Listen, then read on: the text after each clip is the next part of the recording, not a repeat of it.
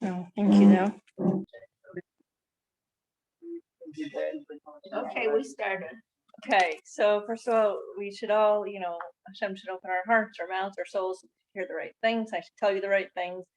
Forgiving me if I don't. I try to, bring sources and do it properly. But so I chose the topic of rain because it's the seventh question starting tonight, and so we start davening for rain properly starting tonight. And I was like, why not? No one else had any ideas, so.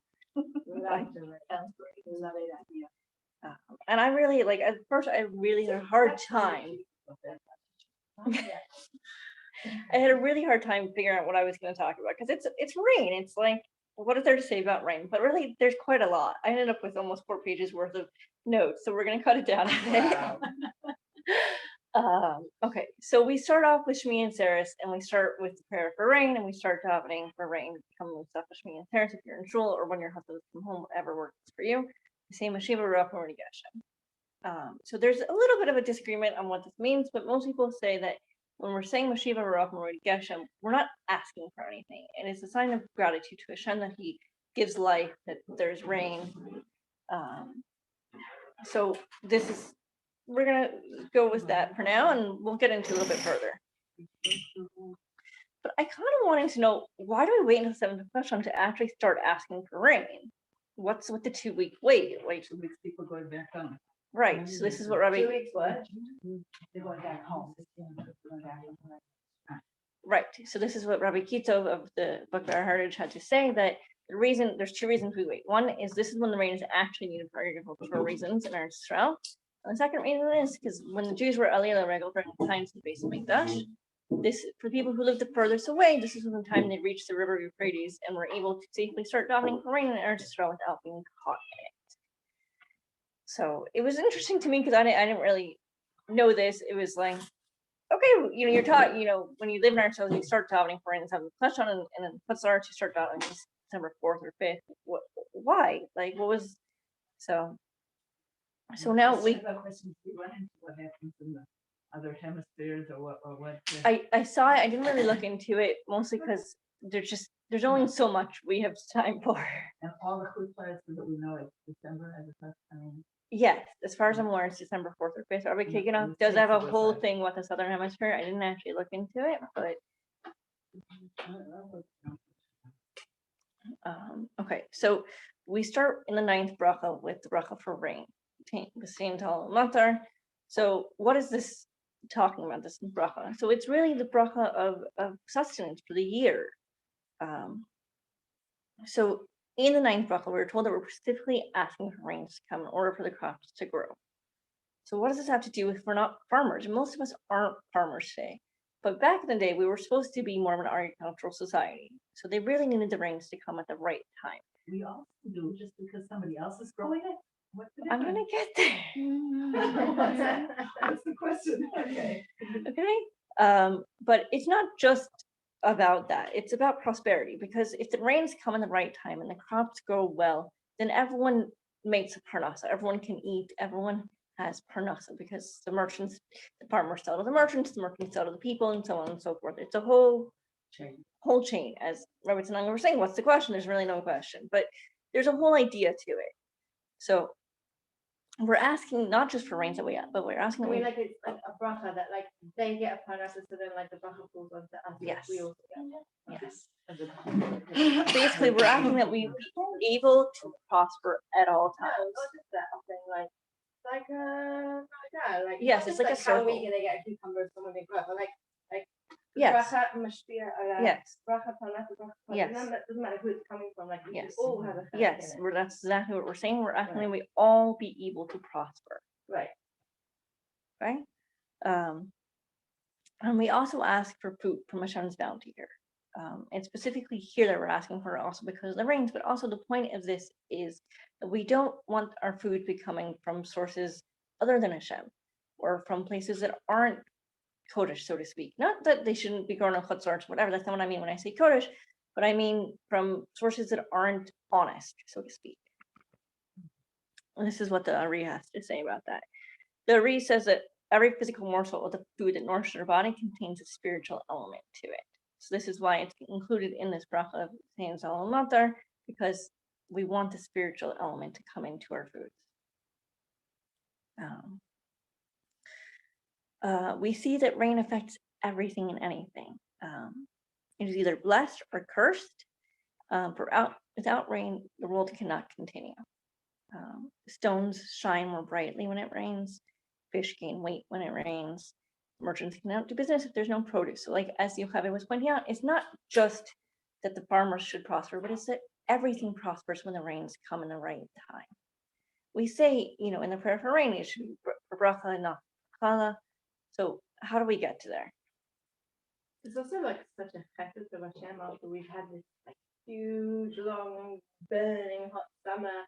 Yes. Hashem, does this nest and he changes the seasons and it's a chesed. It is a chesed, 100%. Yeah. Yeah. Some other places. Yeah. But I just love the rain and look forward to it. Most of us do, especially the first rains of the season. We're so looking forward to that Yeah, cooling I off just love period. there's no sun today. Right, we're looking forward to as it starts to cool, especially here in Zircon where the summers are hot and humid, and it's just they seem longer and longer every year. They do, and I'm not getting into any of that stuff. Yeah, I'm not getting into that.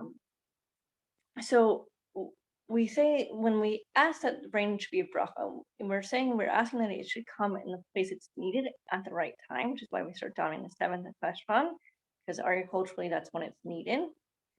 We say the best time for rain is when people are in their homes, when they're asleep in their beds, and especially we see this Friday night. We see that there's a big bracha when rain comes Friday night, especially if it comes after the men have returned from davening. After, because no one can get caught in the rain. Because yes, rain is a beautiful thing, but rain can also sadly cause illness, and people can get hurt in the rain and floods. So we say it's more of a bracha when it comes when everyone's safe and sound in their home. Doesn't mean if you're going out for a meal and it's raining, that it's not coming the right time. It means that you're the odd one out there. What's Bishmei bracha? Like the rain. Rain and bracha, so we're gonna get to it. It's part of it is what I just said, that it should come at the right time.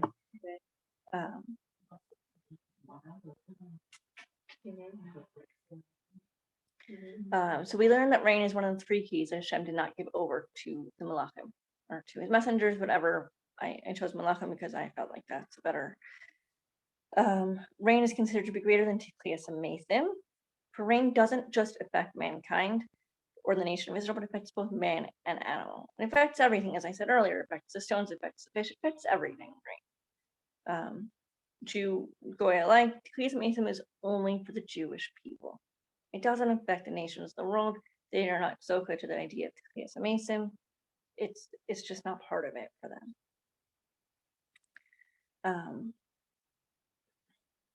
So one of the reasons Hashem holds the key to the rain and doesn't give it over to the messengers is because he says that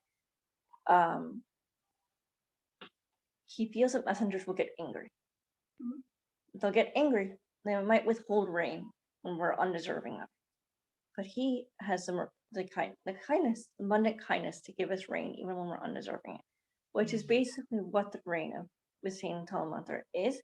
It is rain that we get even if we're not deserving. But Gishmei Bracha is the Mashiva Rach Morid Geshem. We only get that when we're deserving of it in a spiritual sense. So rain is stored in Hashem's treasure house, and when it rains, it says that Hashem's treasure house is open. So it's a very big East Bracha to daven for whatever you need, whatever anyone else needs. It doesn't matter what it is. It's considered an East Bracha as time to daven. It's based on pasuk in Devarim. May Hashem open His treasure house of good to give you rain at its proper time to bring bracha to all work of your hands. So this is something else I learned. No raindrop is the same. They're different. Like snowflakes? Like snowflakes. But when you look at rain, they look like drops. They don't seem different, right? Snowflakes you can kind of see if you catch them before they melt that they're different. Raindrops, they look the same to the naked eye, I would assume. I don't know. I never thought to think that they were different. And they say that the reason this is because no 2 drops can be the same. No 2 what? Drops of rain can be the same. For if they're the same, the earth will be destroyed. As No no two drops of Same rain, equals what? the earth would be destroyed because this is based on a Gemara and Baba Basra that the produce would not come forth if two drops of rain were the same. There are three things that are considered equal to each other and three gifts that were given to the world. The three things that are equal to each other are earth, mankind, and rain. You can't have rain without mankind. You can't have earth without rain. You can't have mankind without earth. Okay? Basically, they wouldn't exist without each other. It's basic. And then the three gifts that were given are the Torah, the luminaries in the sky, the sun, the moon, the stars, and rain in its proper time. So we see that rain is really essential to life. More so than we even really think about it on a normal basis. We just enjoy the rain. We want it to rain. We want it to cool off. We want it to rain. We enjoy it. We want to go out and play in the rain, dance in the rain, whatever. It's essential. So basically every physical thing has a spiritual counterpart. The physical is only provided for us so that we can attach the spiritual to it. Rain is symbolic of this physical as it ensures the livelihood and parnasa of everyone. And when we do what Hashem asks of us, we follow in the ways of Torah, and we get the Gishmei Bracha, the Moroshia Barach Morid Geshem. Why do they say that when it rains and you have a chuppah with what rain? Isn't that meant to be like a good thing? Yeah. That just saying it's just raining at a good time. Well, like we said, it's also an Ace Rat zone, so even more so if you're standing under your chuppah and it's raining. Not only is your chuppah an Ace Rat zone, but the rain is an Ace Rat zone. It's a special time to daven. It's essential to basically everything physical that we're given is meant to be for our spiritual needs. Like the physical is supposed to help us with the spiritual. It's not meant to be the spiritual helps with the physical. It's the physical is given to us for the spiritual. So I think we do think about it in the opposite way. we do. We tend to think that, if we do the spiritual right, we're going to get the physical, but really it's meant to be the opposite, that we're meant to be using the physical to raise up, to bring us closer to Kadosh Baruch Hu, to bring us to a spiritual level. So according to the Panam Yafos and Kusai, when we says it, we will follow Hashem's ways, it means that if we believe that our parnasa is decided on Rosh Hashanah, then all the brachas, including rain in the right time, will come our way. So instead of chasing after parnasa and the gashmis that comes with it, and I'm not saying we don't need parnasa, that's not the point. We do need parnasa. Parnasa is important, but we don't need to chase after it. So when we're chasing after, we actually push that gishmei bracha further away.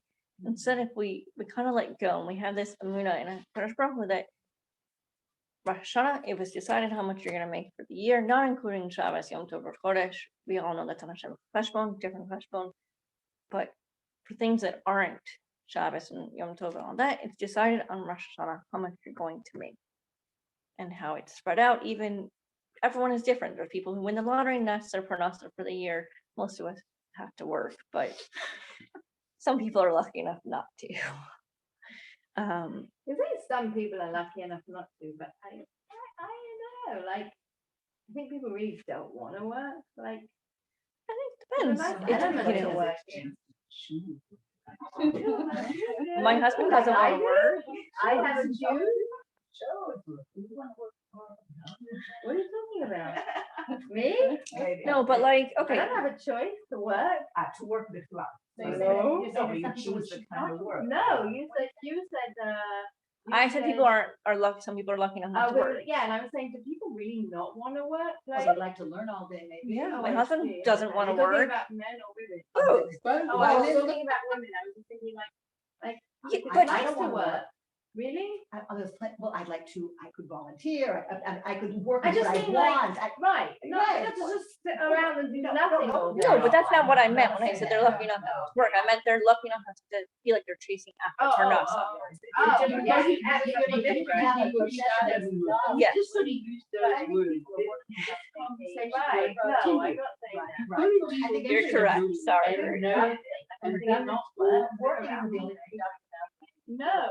Yes, we should all be productive, but there's so many ways to be productive Right. in our lives. Right. And many of us have to spend a lot of time doing our hairstylist and putting time into a job to bring in parnassa for our Many people family. spend a lot of time traveling to and from their job. Yes, Yeah, that That's a too. big part of it. Right. But you then need to do more than you schedule. Just supposed to feel you're okay with all today. See, Yeah, it's very difficult to do Know that in a where way, you because draw the most line. places has a fixed job. okay, if you You work have from, to say, work a 9 Okay. to 5. It doesn't matter. Sorry. Sorry, it's just Sorry. we have a time limit. You have it has to leave at 12. We all have things to do later, so let's just get back to it. You can Okay. argue after. Sorry.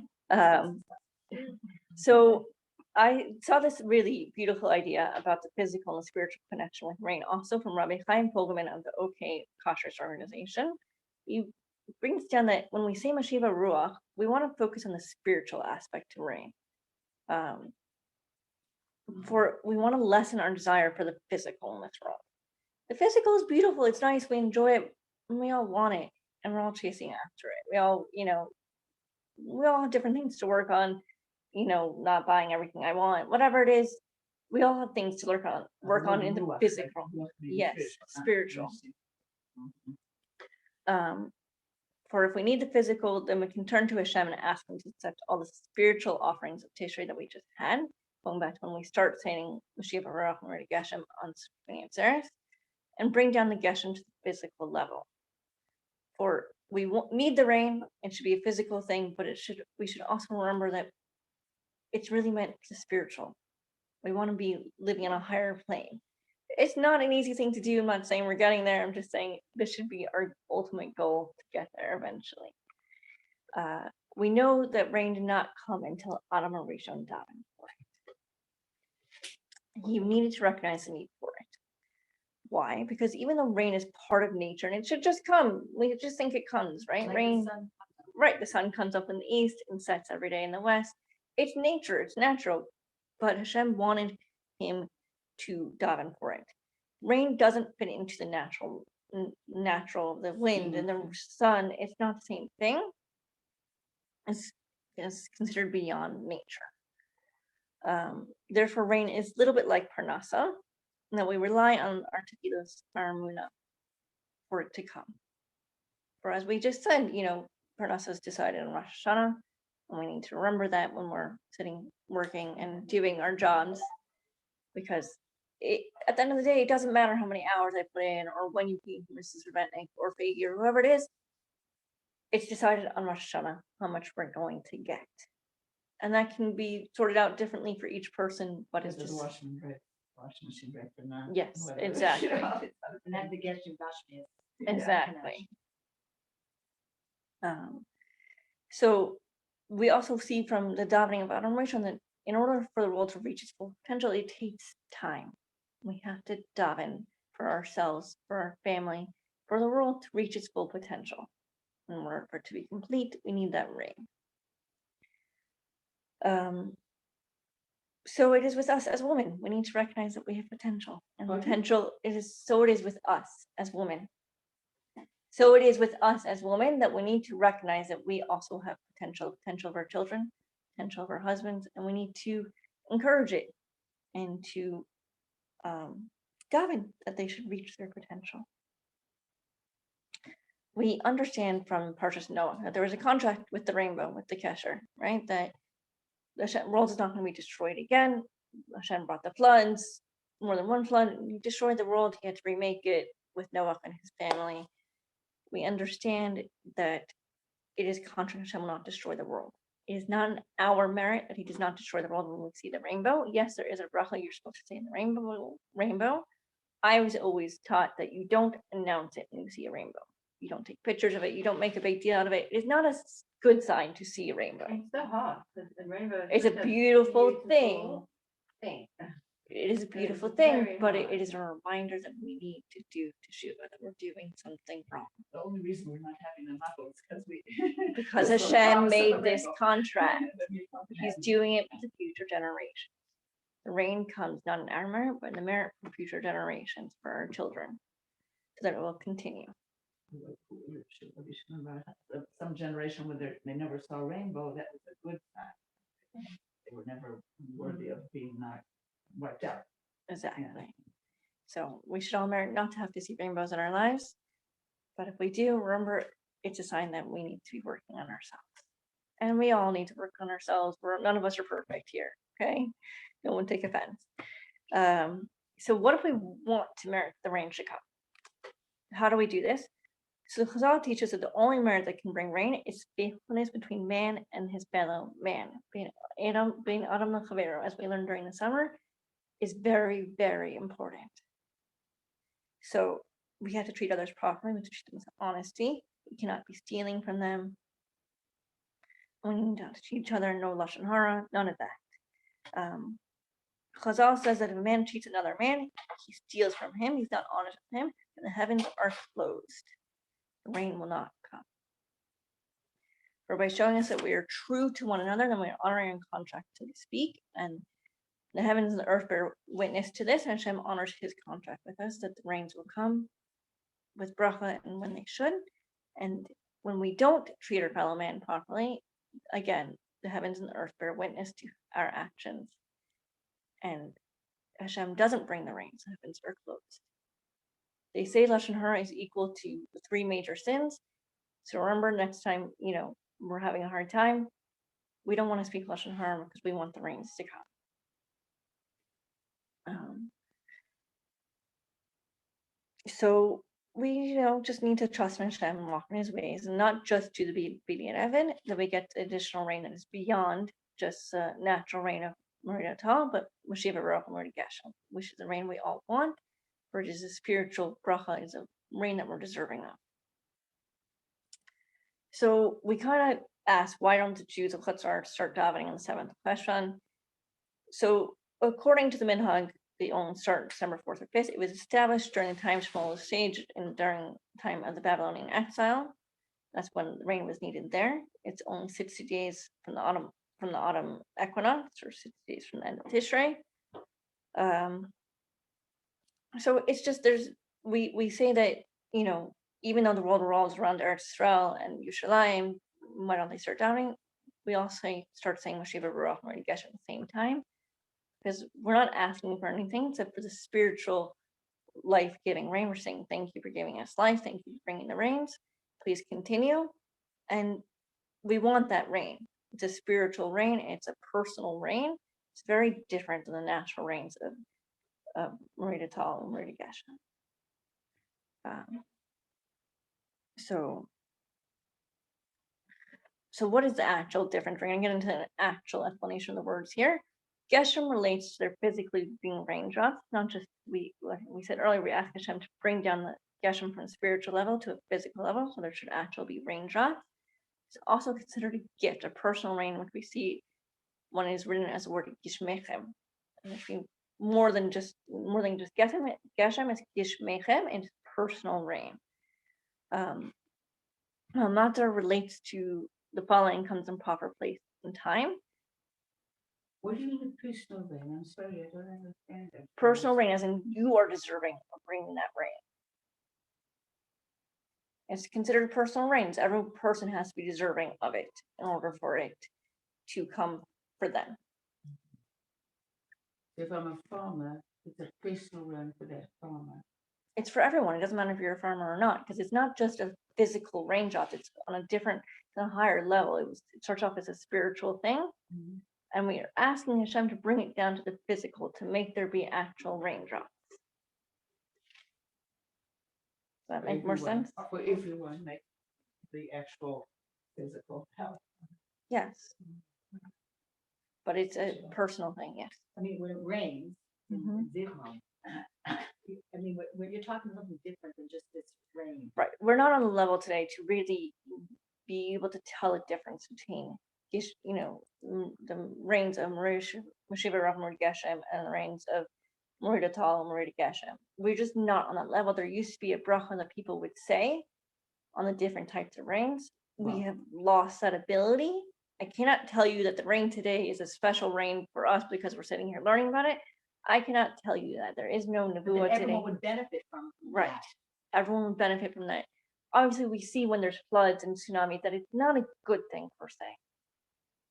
they said, it really all comes back to how Kali Yisrael is acting. When the floods, hurricanes, tsunamis happen and they destroy things, it comes back to how we're acting and we need to take notice. But I cannot tell you specifically that the rains now are good rains or not. I'm not on that level. None of us are. I can't go outside and make a bracha on it. But there is this idea of personal rain, that it should be good, a healthy spiritual rain, that we're walking in the ways of the Torah and that we're deserving of it, is a rain of bracha, an extra rain.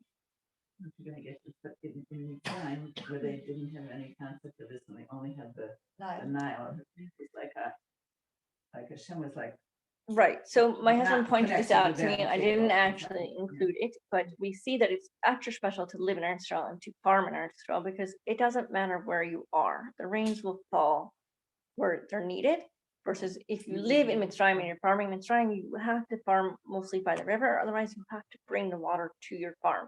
The rains don't fall everywhere. The floods don't. No need to daven. Like, Right. he doesn't There want was anything no to do need with for them to don't daven if bother. you live next to the Get your Nile, food because from there. it was going to overflow with a natural thing. Mhm.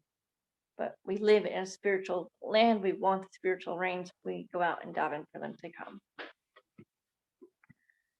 So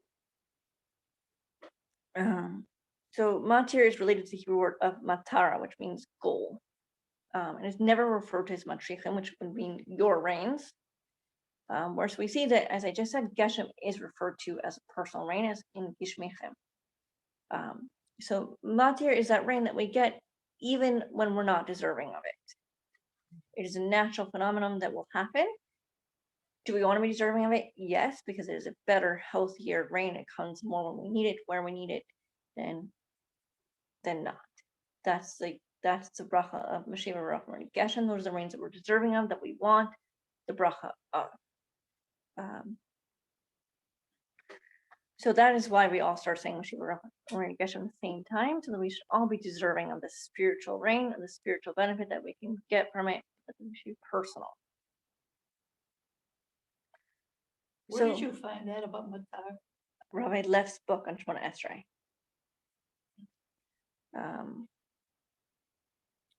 So rain is physical and relates to us earning a living. As I said, everything has a physical and spiritual counterpart.